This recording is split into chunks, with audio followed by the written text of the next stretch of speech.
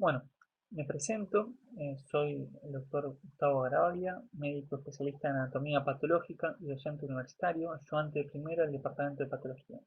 En esta oportunidad vamos a presentar y a resolver el caso del tumor filoides de mama.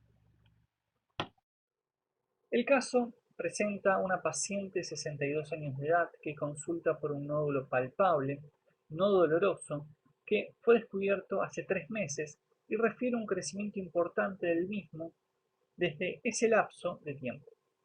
Al examen clínico se constata un nódulo en mama derecha de 7 centímetros de diámetro mayor en cuadrante superoexterno, es indoloro, móvil y no retrae piel.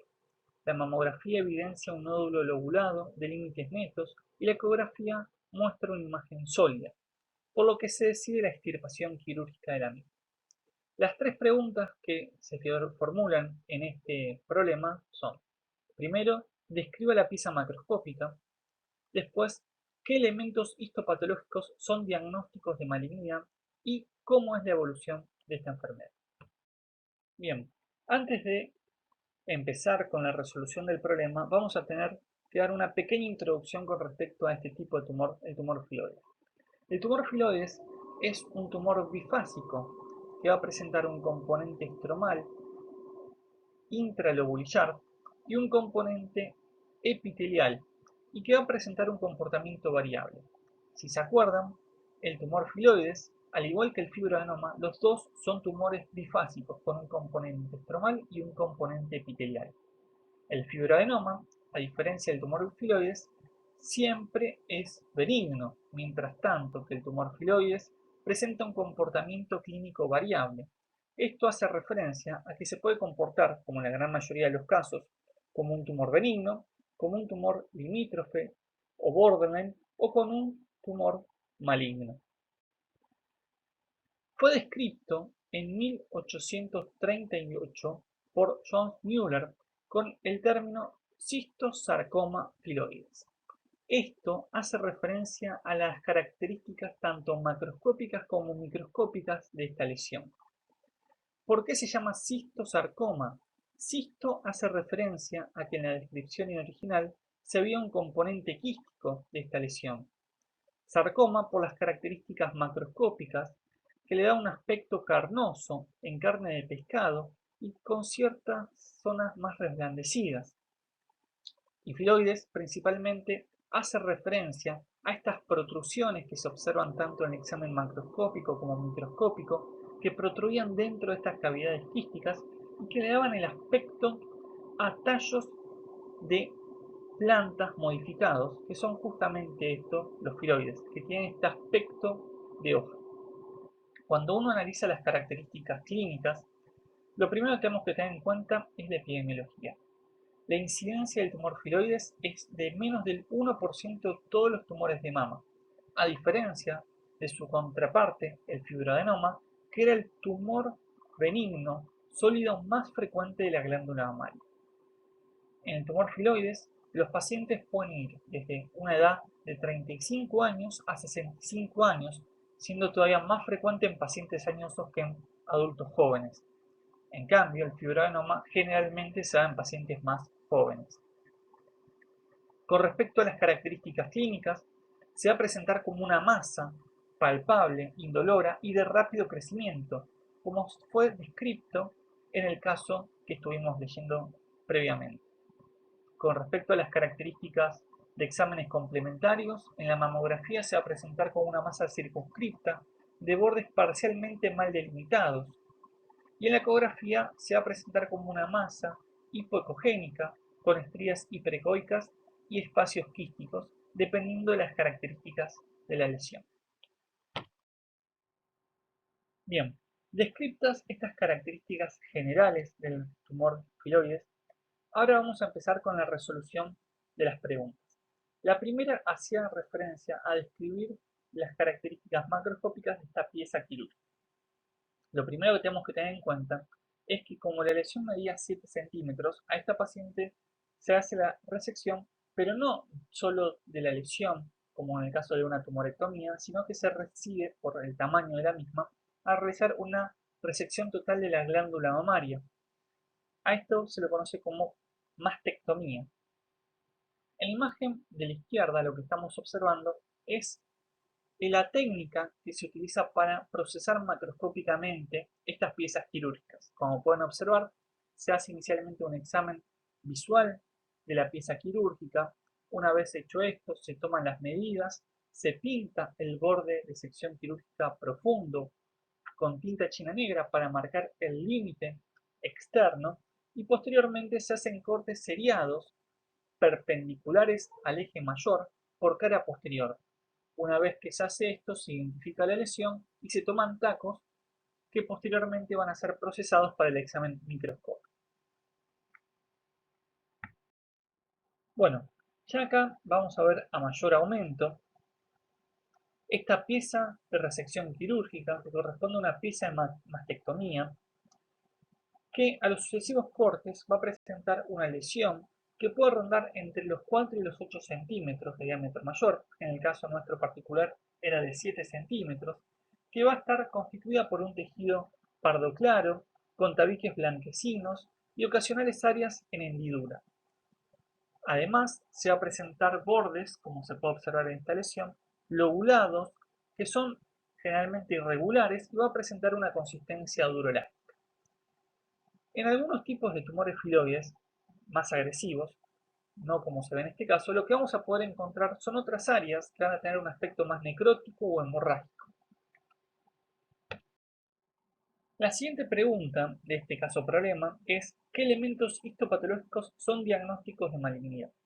Como les mencioné al principio, el tumor filoides en su gran mayoría es benigno, pero también puede presentar un comportamiento borderline o un comportamiento maligno. ¿Cómo podemos diferenciar estas tres variantes? Principalmente por las características histopatológicas que vamos a ver en el examen microscópico. Lo primero que tenemos que tener en cuenta son los bordes. En un tumor filoides benigno va a presentar bordes circunscritos, lobulados. En su variante borderline va a presentar bordes focalmente infiltrativos, mientras tanto que en la versión maligna va a presentar bordes infiltrantes. Por otro lado, tenemos que tener en cuenta la celularidad estromal.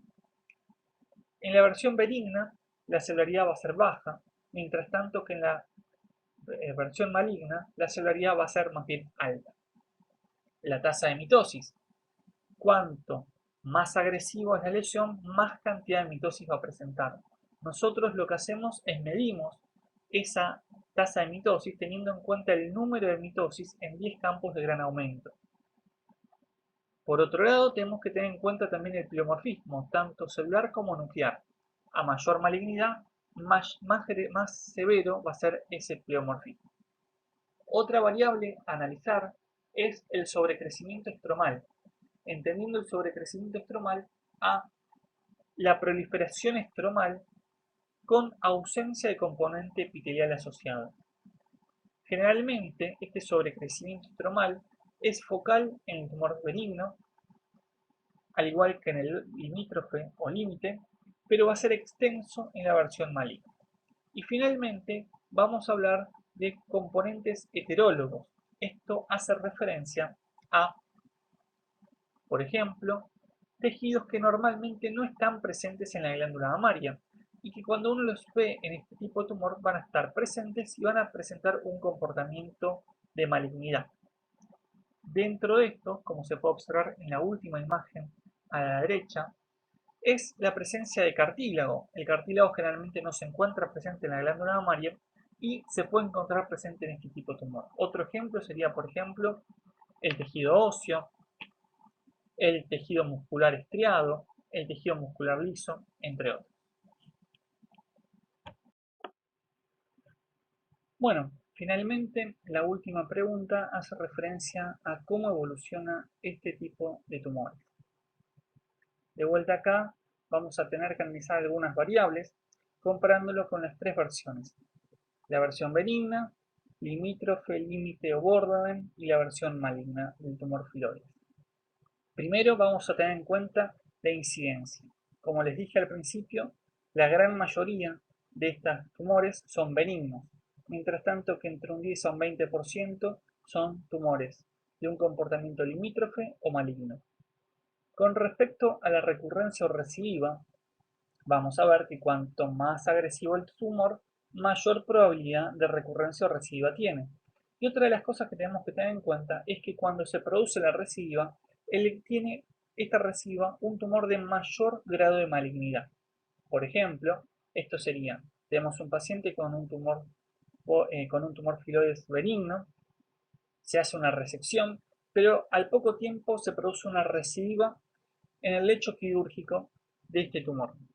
Cuando se vuelve a hacer la resección de esta recidiva, lo que vamos a ver, es que este tumor no va a ser benigno, sino que puede ser limítrofe o maligno. Por otro lado, tenemos que tener en cuenta las metástasis. Las metástasis obviamente se van a dar principalmente en la versión maligna o borderline y son muy poco frecuentes en la versión benigna.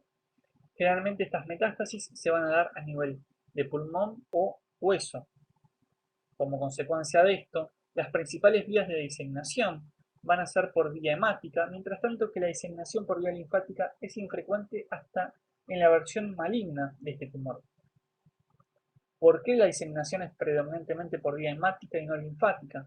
Principalmente tengan en cuenta que el componente neoplásico de estos tumores bifásicos es el componente estromal. Y generalmente este componente estromal se va a manifestar cuando es un tumor maligno como una especie de sarcoma. Como consecuencia, los sarcomas generalmente tienen cierta predilección por la vía hemática que por la vía linfática como los carcinomas. Por otro lado, la tasa de supervivencia. A los 5 años, como pueden observar, tanto en la versión benigna, limítrofe como maligna, ante una resección completa, la tasa de supervivencia a los 5 años es bastante buena, del 100% en el tumor benigno, del 98% en los borderline y del 90% en los malignos. Pero por otro lado tenemos que también tener en cuenta la tasa de mortalidad. Cuando analizamos esto podemos ver que en los tumores benignos la tasa de mortalidad es muy baja, del 0,3%, en los limítrofes del 5% y los malignos es del 20%.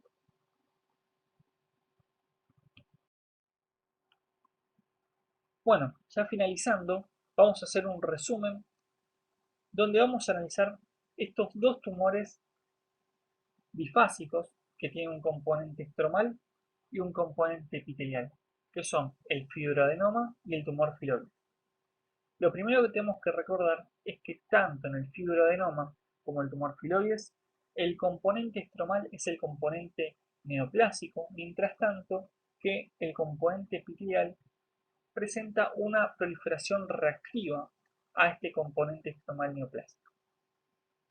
Analicemos inicialmente la incidencia. Recordemos que el fibroadenoma es un tumor muy frecuente, es el tumor benigno más frecuente de la glándula mamaria, mientras tanto que el tumor filoides es un tumor extremadamente infrecuente, corresponde al 1% de todos los tumores de la glándula mamaria.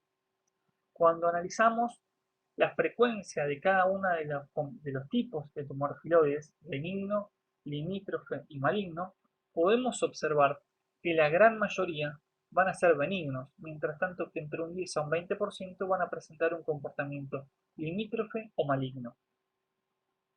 Cuando analizamos las características macroscópicas del fibroadenoma y el tumor filoides, lo primero que tenemos que tener en cuenta es que ambas lesiones pueden ser muy similares, pero la principal diferencia va a estar relacionada con el tamaño. El fibroadenoma va a ser un tumor circunscripto, generalmente menor de 3 centímetros, mientras tanto que el tumor filoides va a presentar un patrón de bordes circunscripto en su versión benigna, focalmente infiltrativo en su versión limítrofe y infiltrante en su versión maligna. Pero lo característico es que el tamaño de cualquiera de estas tres versiones es que puede ir de entre 4 a 8 centímetros o incluso puede ser un poco mayor. Otra de las características que tenemos que tener en cuenta ya en el examen microscópico es la celularidad. La celularidad estromal en el fibroadenoma generalmente es baja, aunque puede llegar a ser intermedia. En el tumor filoides puede ser baja en la versión benigna intermedia en la versión borderline y alta en su versión maligna. La tasa de mitosis va a estar ausente en el fibroadenoma o ser muy escasa, menor del 5% en los componentes benignos del tumor filoides, entre el 5 y el 10 en la versión limítrofe y mayor del 10 en la versión maligna. El pleomorfismo es ausente en el fibroadenoma, leve en la versión benigna del tumor filoides, moderada en la versión borderline y marcada o severa en el comportamiento maligno del tumor filoides. El sobrecrecimiento estromal está ausente en el fibroadenoma, está focalmente presente en el comportamiento benigno del tumor filoides, como también en el limítrofe, pero va a ser extenso en el comportamiento maligno. Los componentes heterólogos que hacían referencia a componentes que generalmente no están presentes en la glándula mamaria, como mencionamos el cartílago, el hueso, el músculo estriado, el músculo liso. Generalmente están ausentes tanto en el fibroadenoma como en el tumor filoides benigno y maligno y limítrofe, pero van a estar presentes en el tumor filoides maligno. La recidiva, el fibroadenoma, prácticamente no recidiva o tiene una recidiva menor del 1%, el tumor filoides benigno presenta una recidiva de un 10%, el limítrofe de un 10 a un 20% y el maligno de un 30%. Y por último, las metástasis. Obviamente el fibroadenoma, al ser un tumor benigno, no va a presentar probabilidad de metástasis. El filoides benigno va a presentar una tasa de metástasis menor del 1%, el limítrofe menor del 10% y el maligno entre un 10 a un 30%.